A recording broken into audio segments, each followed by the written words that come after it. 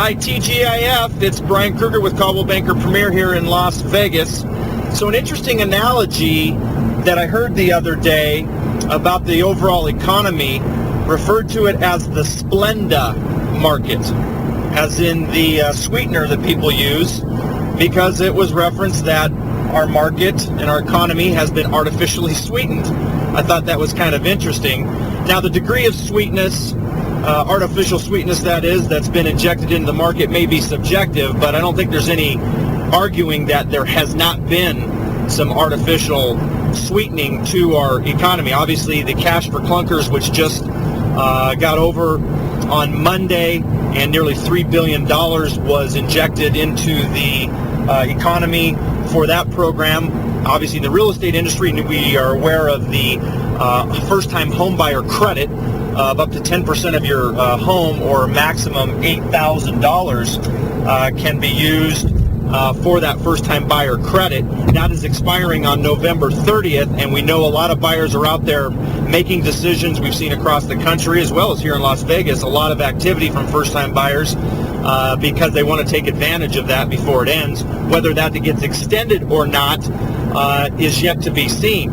National Association of Realtors and National Association of Home Builders are pushing to extend the tax credit, potentially even seeing it increased, and to include it for anyone who is buying a home who is actually going to live in the home.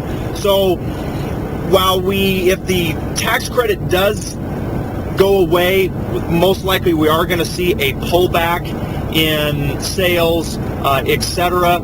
If it gets extended, I think it would be a great thing for the overall economy. It's going to create jobs.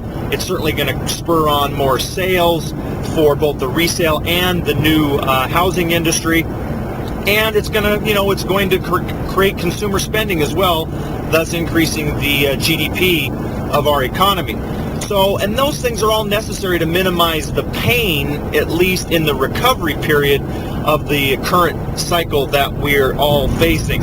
So regardless of what happens, though, with that credit, purchasing real estate today and in the foreseeable future will certainly create healthy returns for investors. And for those people who are buying to actually live in the homes, it's going to create intrinsic as well as long-term value in terms of financially, because at the end of the day, we know that values will increase at some point in time, and we'll get back to normal annual appreciations that the United States has seen over the last 100 years. One quick stat to share, we are seeing some churning of homes in numerous zip codes, and churning is when investors buy a property and then immediately put it back onto the market, trying to make a quick sale and some quick profits.